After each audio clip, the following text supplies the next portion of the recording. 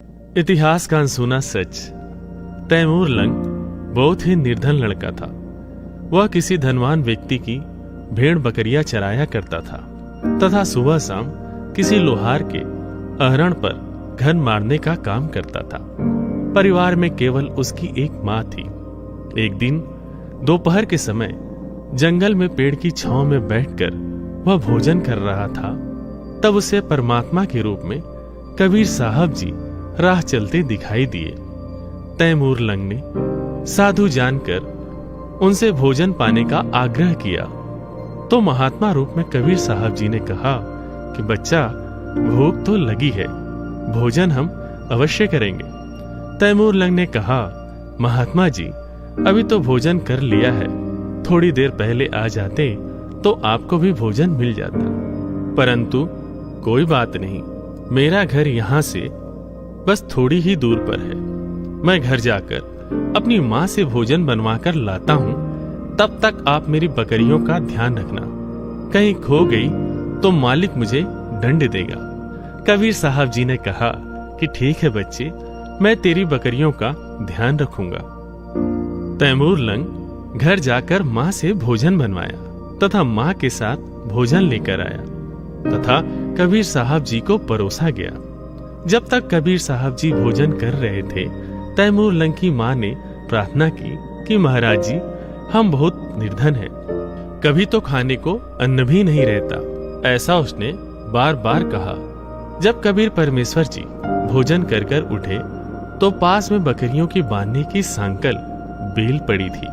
उसे ही उठाकर तैमूर लंग की पीठ पर उन्होंने 7 बार मारी, फिर लात और मुक्के भी मारे।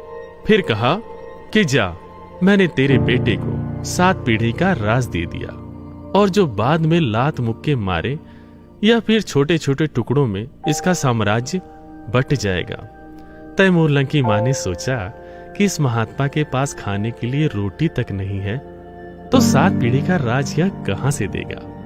इतना सोच ही रही थी कि कबीर परमेश्वर अंतर ध्यान हो गए। तो तैमूर लंग और उसकी माँ ने सोचा कि जरूर यह कोई सिद्ध उक्त महात्मा थे, हमने इनके बारे में सोचकर गलत किया। कुछ दिन बाद कबीर परमेश्वर जी तैमूर लंग के सपने में आए और कहा कि जिस अहरण पर तू हथौड़ा मारता है वह जगह तू अपने सेठ से मांग ले। तैमूर लंग ने कहा कि वह मुझे कैसे देगा, मेरे पास उसको देने के लिए पैसे नहीं है। परमेश्वर कबीर साहब जी ने कहा कि तू केवल उससे बात तो कर, बाकी का काम मेरा है। तैमूर लंग सुबह उठकर अपनी माँ से बताया कि माँ, मेरे सपने में आज वही महात्मा जी आए थे। तो उसकी माँ ने भी कहा कि बेटा, उन्होंने दर्शन तो मुझे भी दिए थे, लेकिन वो बोल क्या रहे थे यह मुझे याद नहीं। तैमूर लंग ने कहा कि माँ, मुझे सब याद है। सारी बात बताई। सवेरे उठकर तैमूर लंग ने उस लोहार से कहा कि भाई, यह जमीन आप मुझे दे दो, मैं अपना काम चला लूंगा। लोहार ने कहा कि भाई, यह जमीन मुझे बेचनी है, लेकिन तेरे पास पैसे नहीं है, तू मुझे कहां से देगा इसके पैसे। तैमूर लंग ने कहा, सेठ जी, आपका पूरा पैसा दे दूंगा, 6 महीने में आपके पैसे लौटा दूंगा। लोहार सेठ को पैसे की सख्त जरूरत थी, इसलिए अहरण वाले उस जमीन को तैमूर लंग को दे दी। परमेश्वर कबीर साहब जी ने तैमूर लंग को बताते रहे कि इस जमीन के चारों तरफ दीवार बनाकर इसके नीचे जो धन गड़ा हुआ है वह धीरे धीरे निकाल ले और अपना काम चला ले। तैमूर लंग ने वैसा ही किया। उस धन से कुछ कुछ घोड़े खरीदे और बेचने खरीदने का व्यापार करने लगा। लोग सोच रहे थे कि तैमूर लंग का तो धंधे ने हाथ पकड़ लिया, यह तो निहाल हो गया, लेकिन वह तो कबीर परमेश्वर की कृपा से धनवान हो रहा था। एक दिन तैमूर लंग जंगल में जा रहा था। कुछ दूरी पर उस गांव की एक लड़की कुछ काम कर रही थी। उधर से किसी राजा के सैनिक आए और लड़की को उठाकर ले जाने लगे। तो उस बहन ने आवाज लगाई, रे भाई तैमूर लंग, मुझे बचा ले, रे भाई तैमूर लंग, मुझे बचा ले। तैमूर लंग उस लड़की को बचाने के लिए राजा के सैनिकों से भिड़ गया लेकिन तैमूर लंग अकेला था। सैनिक 3-4 की संख्या में थे। तैमूर लंग को अधमरा करके पटक कर सैनिक लड़की को उठाकर लेके चले गए। जब उसे होश आया तो उसने सोचा कि इस राजा को सबक सिखाना ही है। उसने अपने जैसे ही कुछ गांव के युवा लड़कों को इकट्ठा कर उनको लड़ना सिखाया और बदले में उसको पैसे देने लगा, जिससे और युवा लड़के आकर उसका साथ देने लगे। उनको लड़ना सिखाया, हथियार बनाना सिखाया। ऐसे करते करते उसने अपने लिए एक बहुत बड़ी फौज बना ली। समय देखकर तैमूर लंग ने उस राजा पर हमला बोल दिया। राजा के सिपाहियों ने देखा कि उन पर हमला होने वाला है, तो राजा को जल्द सूचित किया गया। राजा का मुख्य सेनापति ने देखा कि उसके सामने लाखों की तादाद में सेना खड़ी है। सेनापति ने राजा से कहा कि महाराज, हमें आत्मसमर्पण करने में ही भलाई है। राजा ने तैमूर लंग के सामने आत्मसमर्पण कर दिया। तैमूर लंग उसे मारने गया तो उसे कबीर परमेश्वर की बात याद आ गई कि जीव हिंसा नहीं करना है। इसलिए राजा की जान उसने बख्श दी और कहा कि यह राज्य छोड़कर वह चला जाए। उसने ऐसा ही किया। कुछ समय बाद दूसरे राजा के राज्य में जाकर उसे भी जीत लिया। ऐसा करते हुए तैमूर लंग ने ईरान इराक को जीतते हुए मध्य एशिया से लेकर पश्चिम एशिया तक अपना साम्राज्य स्थापित किया। उसने भारत को भी जीता और दिल्ली को अपनी राजधानी बनाई। समय उपरांत उसका तीसरा पोता बाबर को साम्राज्य देकर वह चला गया। इतिहास गवाह है कि तैमूर लंग से लेकर औरंगजेब तक तैमूर लंग की 7 पीढ़ी ने दिल्ली पर राज की और उसके बाद समय के साथ साम्राज्य छोटे छोटे टुकड़ों में बट गया। कबीर साहब जी ने निर्धन तैमूर लंग की एक रोटी खाकर उसे 7 पीढ़ी का राज बख्शीश दिया। इसलिए कबीर परमात्मा ने अपनी वाणी में कहा है कि रोटी तिमर लंग को दीनी, ताते 7 बात साही लीनी। तैमूर लंग को 7 पीढ़ी का राज देने वाले वो अविनाशी परमात्मा कबीर साहब ही है। अपनात्माओं, तैमूर लंग से लेकर औरंगजेब तक 7 पीढ़ी यानी 7 पीढ़ी ने राज्य किया। औरंगजेब के बाद दिल्ली का जो राज्य था वो छोटे छोटे टुकड़ों में बट गया था। परमात्मा ने एक रोटी खाकर तैमूर लंग को 7 पीढ़ी का राज दे दिया। अब यूँ तैमूर लंग बकवादा में पड़ गया, भगवान भूल गया, घनी माया होगी थी। फिर परमात्मा मिले इसको। एक दिन शिकार में गया हुआ था ये, और इसको एक चमत्कार किया इसके साथ और इससे पूछा कि तू 2 कौड़ी का आदमी राज भूल गया भगवान को। उसके बाद तैमूर लंग परमात्मा से अक्षमा याचना की, नए सिरे से उपदेश लिया, फिर अपनी भक्ति अधिकारी बना। और अब कहते हैं जब देखो परमेश्वर कबीर देव जी ने एक रोटी तैमूर लंग को दीनी, ताते 7 बादशाही लीनी। एक रोटी खाकर 7 पीढ़ी का राज दे दिया। और श्री कृष्ण जी ने एक मुट्ठी चावल खाकर केवल एक मकान बनाया था सुदामा जी का। अपनात्माओं, गीता जी अध्याय नंबर 2 के श्लोक नंबर 46 में कहा कि अर्जुन,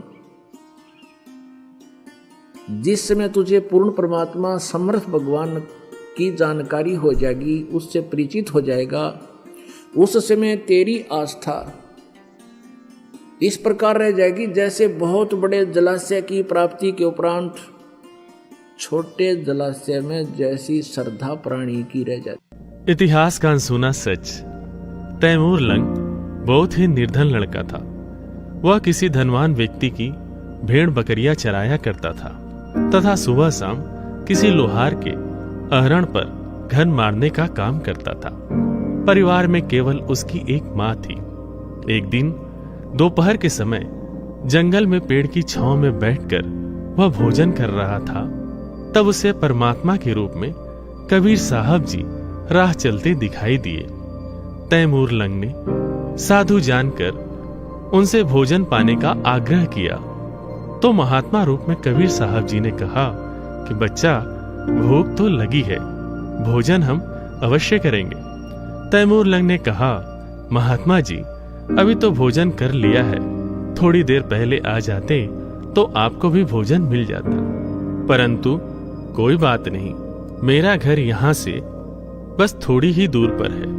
मैं घर जाकर अपनी माँ से भोजन बनवाकर लाता हूँ, तब तक आप मेरी बकरियों का ध्यान रखना। कहीं खो गई तो मालिक मुझे दंड देगा। कबीर साहब जी ने कहा कि ठीक है बच्चे, मैं तेरी बकरियों का ध्यान रखूंगा। तैमूर लंग घर जाकर माँ से भोजन बनवाया तथा माँ के साथ भोजन लेकर आया तथा कबीर साहब जी को परोसा गया। जब तक कबीर साहब जी भोजन कर रहे थे, तैमूर लंग की माँ ने प्रार्थना की कि महाराज जी, हम बहुत निर्धन हैं, कभी तो खाने को अन्न भी नहीं रहता। ऐसा उसने बार बार कहा। जब कबीर परमेश्वर जी भोजन कर कर उठे तो पास में बकरियों की बांधने की सांकल बेल पड़ी थी। उसे ही उठाकर तैमूर लंग की पीठ पर उन्होंने 7 बार मारी, फिर लात और मुक्के भी मारे। फिर कहा कि जा, मैंने तेरे बेटे को 7 पीढ़ी का राज दे दिया, और जो बाद में लात मुक्के मारे या फिर छोटे छोटे टुकड़ों में इसका साम्राज्य बट जाएगा। तैमूर लंग की मां ने सोचा कि इस महात्मा के पास खाने के लिए रोटी तक नहीं है, तो 7 पीढ़ी का राज यह कहां से देगा। इतना सोच ही रही थी कि कबीर परमेश्वर अंतर ध्यान हो गए। तो तैमूर लंग और उसकी मां ने सोचा कि जरूर यह कोई सिद्ध उक्त महात्मा थे, हमने इनके बारे में सोचकर गलत किया। कुछ दिन बाद कबीर परमेश्वर जी तैमूर लंग के सपने में आए और कहा कि जिस अहरण पर तू हथौड़ा मारता है, वह जगह तू अपने सेठ से मांग ले। तैमूर लंग ने कहा कि वह मुझे कैसे देगा, मेरे पास उसको देने के लिए पैसे नहीं है। परमेश्वर कबीर साहब जी ने कहा कि तू केवल उससे बात तो कर, बाकी का काम मेरा है। तैमूर लंग सुबह उठकर अपनी माँ से बताया कि माँ, मेरे सपने में आज वही महात्मा जी आए थे। तो उसकी माँ ने भी कहा कि बेटा, उन्होंने दर्शन तो मुझे भी दिए थे, लेकिन वो बोल क्या रहे थे यह मुझे याद नहीं। तैमूर लंग ने कहा कि माँ, मुझे सब याद है। सारी बात बताई। सवेरे उठकर तैमूर लंग ने उस लोहार से कहा कि भाई, यह जमीन आप मुझे दे दो, मैं अपना काम चला लूंगा। लोहार ने कहा कि भाई, यह जमीन मुझे बेचनी है, लेकिन तेरे पास पैसे नहीं है, तू मुझे कहां से देगा इसके पैसे। तैमूर लंग ने कहा, सेठ जी, आपका पूरा पैसा दे दूंगा, 6 महीने में आपके पैसे लौटा दूंगा। लोहार सेठ को पैसे की सख्त जरूरत थी, इसलिए अहरण वाले उस जमीन को तैमूर लंग को दे दी। परमेश्वर कबीर साहब जी ने तैमूर लंग को बताते रहे कि इस जमीन के चारों तरफ दीवार बनाकर इसके नीचे जो धन गड़ा हुआ है वह धीरे धीरे निकाल ले और अपना काम चला ले। तैमूर लंग ने वैसा ही किया। उस धन से कुछ कुछ घोड़े खरीदे और बेचने खरीदने का व्यापार करने लगा।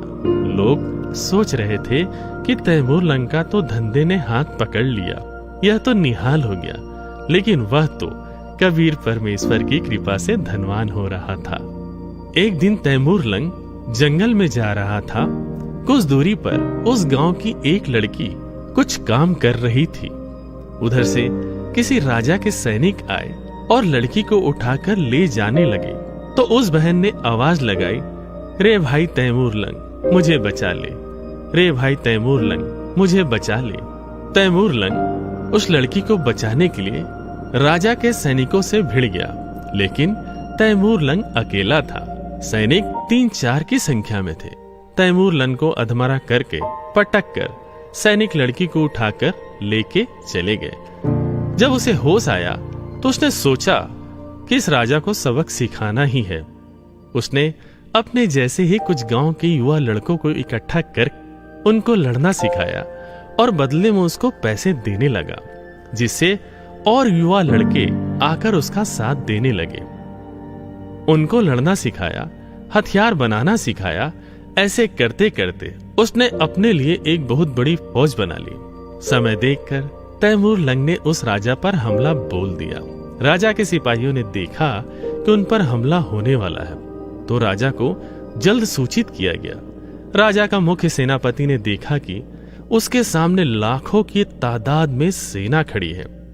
सेनापति ने राजा से कहा कि महाराज, हमें आत्मसमर्पण करने में ही भलाई है। राजा ने तैमूर लंग के सामने आत्मसमर्पण कर दिया। तैमूर लंग उसे मारने गया तो उसे कबीर परमेश्वर की बात याद आ गई कि जीव हिंसा नहीं करना है, इसलिए राजा की जान उसने बख्श दी और कहा कि यह राज्य छोड़कर वह चला जाए। उसने ऐसा ही किया। कुछ समय बाद दूसरे राजा के राज्य में जाकर उसे भी जीत लिया। ऐसा करते हुए तैमूर लंग ने ईरान इराक को जीतते हुए मध्य एशिया से लेकर पश्चिम एशिया तक अपना साम्राज्य स्थापित किया। उसने भारत को भी जीता और दिल्ली को अपनी राजधानी बनाई। समय उपरांत उसका तीसरा पोता बाबर को साम्राज्य देकर वह चला गया।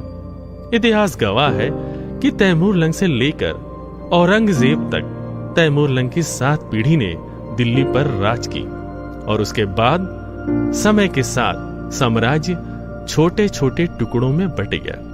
कबीर साहब जी ने निर्धन तैमूर लंग की एक रोटी खाकर उसे 7 पीढ़ी का राज बख्शीश दिया।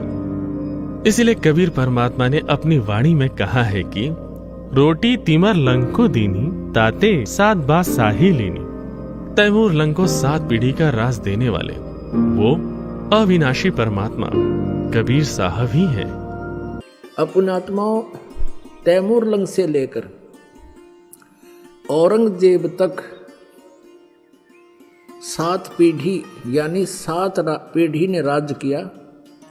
औरंगजेब के बाद दिल्ली का जो राज्य था वो छोटे छोटे टुकड़ों में बट गया था।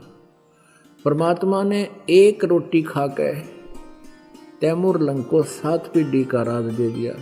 अब यूँ तैमूर लंग बकवादा में पड़ गया, भगवान भूल गया, घड़ी माया होगी थी। फिर परमात्मा मिले इसको। एक दिन शिकार में गया हुआ था ये, और इसको एक चमत्कार किया इसके साथ और इससे पूछा कि तू 2 कौड़ी का आदमी, राज भूल गया भगवान को। उसके बाद तैमूर लंग परमात्मा से अक्षमा याचना की, नए सिरे से उपदेश लिया, फिर अपनी भक्ति अधिकारी बना। और अब कहते हैं जब देखो परमेश्वर कबीर देव जी ने एक रोटी तैमूर लंग को दीनी, ताते 7 बादशाही लीनी। एक रोटी खाकर 7 पीढ़ी का राज दे दिया। और श्री कृष्ण जी ने एक मुट्ठी चावल खाकर केवल एक मकान बनाया था सुदामा जी का। अपनात्माओं, गीता जी अध्याय नंबर 2 के श्लोक नंबर 46 में कहा कि अर्जुन, जिस समय तुझे पूर्ण परमात्मा समर्थ भगवान की जानकारी हो जाएगी, उससे परिचित हो जाएगा, उस समय तेरी आस्था इस प्रकार रह जाएगी जैसे बहुत बड़े जलाशय की प्राप्ति के उपरांत छोटे जलाशय में जैसी श्रद्धा प्राणी की रह जाती। इतिहास का अनसुना सच, तैमूर लंग बहुत ही निर्धन लड़का था। वह किसी धनवान व्यक्ति की भेड़ बकरियां चराया करता था तथा सुबह शाम किसी लोहार के अहरण पर घन मारने का काम करता था। परिवार में केवल उसकी एक माँ थी। एक दिन दोपहर के समय जंगल में पेड़ की छांव में बैठकर वह भोजन कर रहा था, तब उसे परमात्मा के रूप में कबीर साहब जी राह चलते दिखाई दिए। तैमूर लंग ने साधु जानकर उनसे भोजन पाने का आग्रह किया तो महात्मा रूप में कबीर साहब जी ने कहा कि बच्चा, भूख तो लगी है, भोजन हम अवश्य करेंगे। तैमूर लंग ने कहा, महात्मा जी, अभी तो भोजन कर लिया है, थोड़ी देर पहले आ जाते तो आपको भी भोजन मिल जाता। परंतु कोई बात नहीं, मेरा घर यहाँ से बस थोड़ी ही दूर पर है। मैं घर जाकर अपनी माँ से भोजन बनवाकर लाता हूँ, तब तक आप मेरी बकरियों का ध्यान रखना। कहीं खो गई तो मालिक मुझे दंड देगा। कबीर साहब जी ने कहा कि ठीक है बच्चे, मैं तेरी बकरियों का ध्यान रखूंगा। तैमूर लंग घर जाकर माँ से भोजन बनवाया तथा माँ के साथ भोजन लेकर आया तथा कबीर साहब जी को परोसा गया। जब तक कबीर साहब जी भोजन कर रहे थे, तैमूर लंग की माँ ने प्रार्थना की कि महाराज जी, हम बहुत निर्धन हैं, कभी तो खाने को अन्न भी नहीं रहता। ऐसा उसने बार बार कहा। जब कबीर परमेश्वर जी भोजन कर कर उठे तो पास में बकरियों की बांधने की सांकल बेल पड़ी थी। उसे ही उठाकर तैमूर लंग की पीठ पर उन्होंने 7 बार मारी, फिर लात और मुक्के भी मारे। फिर कहा कि जा, मैंने तेरे बेटे को 7 पीढ़ी का राज दे दिया, और जो बाद में लात मुक्के मारे या फिर छोटे छोटे टुकड़ों में इसका साम्राज्य बट जाएगा। तैमूर लंग की मां ने सोचा कि इस महात्मा के पास खाने के लिए रोटी तक नहीं है, तो 7 पीढ़ी का राज यह कहां से देगा। इतना सोच ही रही थी कि कबीर परमेश्वर अंतर ध्यान हो गए। तो तैमूर लंग और उसकी मां ने सोचा कि जरूर यह कोई सिद्ध उक्त महात्मा थे, हमने इनके बारे में सोचकर गलत किया। कुछ दिन बाद कबीर परमेश्वर जी तैमूर लंग के सपने में आए और कहा कि जिस अहरण पर तू हथौड़ा मारता है वह जगह तू अपने सेठ से मांग ले। तैमूर लंग ने कहा कि वह मुझे कैसे देगा, मेरे पास उसको देने के लिए पैसे नहीं है। परमेश्वर कबीर साहब जी ने कहा कि तू केवल उससे बात तो कर, बाकी का काम मेरा है। तैमूर लंग सुबह उठकर अपनी माँ से बताया कि माँ, मेरे सपने में आज वही महात्मा जी आए थे। तो उसकी माँ ने भी कहा कि बेटा, उन्होंने दर्शन तो मुझे भी दिए थे, लेकिन वो बोल क्या रहे थे यह मुझे याद नहीं। तैमूर लंग ने कहा कि माँ, मुझे सब याद है। सारी बात बताई। सवेरे उठकर तैमूर लंग ने उस लोहार से कहा कि भाई, यह जमीन आप मुझे दे दो, मैं अपना काम चला लूंगा। लोहार ने कहा कि भाई, यह जमीन मुझे बेचनी है, लेकिन तेरे पास पैसे नहीं है, तू मुझे कहां से देगा इसके पैसे। तैमूर लंग ने कहा, सेठ जी, आपका पूरा पैसा दे दूंगा, 6 महीने में आपके पैसे लौटा दूंगा।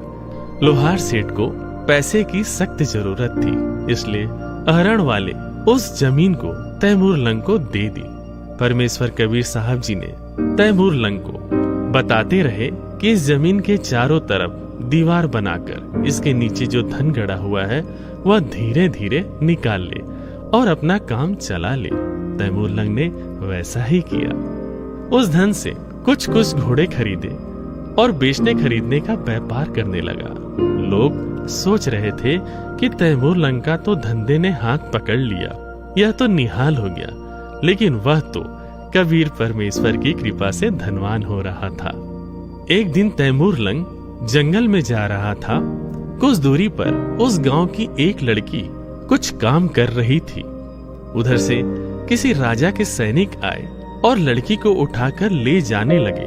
तो उस बहन ने आवाज लगाई, रे भाई तैमूर लंग, मुझे बचा ले, रे भाई तैमूर लंग, मुझे बचा ले। तैमूर लंग उस लड़की को बचाने के लिए राजा के सैनिकों से भिड़ गया, लेकिन तैमूर लंग अकेला था। सैनिक 3-4 की संख्या में थे। तैमूर लंग को अधमरा करके पटक कर सैनिक लड़की को उठाकर लेके चले गए। जब उसे होश आया तो उसने सोचा कि इस राजा को सबक सिखाना ही है। उसने अपने जैसे ही कुछ गांव के युवा लड़कों को इकट्ठा कर उनको लड़ना सिखाया और बदले में उसको पैसे देने लगा, जिससे और युवा लड़के आकर उसका साथ देने लगे। उनको लड़ना सिखाया, हथियार बनाना सिखाया। ऐसे करते करते उसने अपने लिए एक बहुत बड़ी फौज बना ली। समय देखकर तैमूर लंग ने उस राजा पर हमला बोल दिया। राजा के सिपाहियों ने देखा कि उन पर हमला होने वाला है, तो राजा को जल्द सूचित किया गया। राजा का मुख्य सेनापति ने देखा कि उसके सामने लाखों की तादाद में सेना खड़ी है। सेनापति ने राजा से कहा कि महाराज, हमें आत्मसमर्पण करने में ही भलाई है। राजा ने तैमूर लंग के सामने आत्मसमर्पण कर दिया। तैमूर लंग उसे मारने गया तो उसे कबीर परमेश्वर की बात याद आ गई कि जीव हिंसा नहीं करना है। इसलिए राजा की जान उसने बख्श दी और कहा कि यह राज्य छोड़कर वह चला जाए। उसने ऐसा ही किया। कुछ समय बाद दूसरे राजा के राज्य में जाकर उसे भी जीत लिया। ऐसा करते हुए तैमूर लंग ने ईरान इराक को जीतते हुए मध्य एशिया से लेकर पश्चिम एशिया तक अपना साम्राज्य स्थापित किया। उसने भारत को भी जीता और दिल्ली को अपनी राजधानी बनाई। समय उपरांत उसका तीसरा पोता बाबर को साम्राज्य देकर वह चला गया। इतिहास गवाह है कि तैमूर लंग से लेकर औरंगजेब तक तैमूर लंग की 7 पीढ़ी ने दिल्ली पर राज की और उसके बाद समय के साथ साम्राज्य छोटे छोटे टुकड़ों में बट गया। कबीर साहब जी ने निर्धन तैमूर लंग की एक रोटी खाकर उसे 7 पीढ़ी का राज बख्शीश दिया। इसलिए कबीर परमात्मा ने अपनी वाणी में कहा है कि रोटी तिमर लंग को दीनी ताते 7 बात साही लेनी। तैमूर लंग को 7 पीढ़ी का राज देने वाले वो अविनाशी परमात्मा कबीर साहब ही हैं। अपनात्माओं, तैमूर लंग से लेकर औरंगजेब तक 7 पीढ़ी यानी 7 पीढ़ी ने राज्य किया। औरंगजेब के बाद दिल्ली का जो राज्य था वो छोटे छोटे टुकड़ों में बट गया था। परमात्मा ने एक रोटी खाकर तैमूर लंग को 7 पीढ़ी का राज दे दिया। अब यूँ तैमूर लंग बकवादा में पड़ गया, भगवान भूल गया, घनी माया होगी थी। फिर परमात्मा मिले इसको, एक दिन शिकार में गया हुआ था ये, और इसको एक चमत्कार किया इसके साथ और इससे पूछा कि तू 2 कौड़ी का आदमी, राज भूल गया भगवान को। उसके बाद तैमूर लंग परमात्मा से अक्षमा याचना की, नए सिरे से उपदेश लिया, फिर अपनी भक्ति अधिकारी बना। और अब कहते हैं जब देखो परमेश्वर कबीर देव जी ने एक रोटी तैमूर लंग को दीनी ताते 7 बादशाही लीनी, एक रोटी खाकर 7 पीढ़ी का राज दे दिया। और श्री कृष्ण जी ने एक मुट्ठी चावल खाकर केवल एक मकान बनाया था सुदामा जी का। अपनात्माओं, गीता जी अध्याय नंबर 2 के श्लोक नंबर 46 में कहा कि अर्जुन, जिस समय तुझे पूर्ण परमात्मा समर्थ भगवान की जानकारी हो जाएगी, उससे परिचित हो जाएगा, उस समय तेरी आस्था इस प्रकार रह जाएगी जैसे बहुत बड़े जलाशय की प्राप्ति के उपरांत छोटे जलाशय में जैसी श्रद्धा प्राणी की रह जाती है।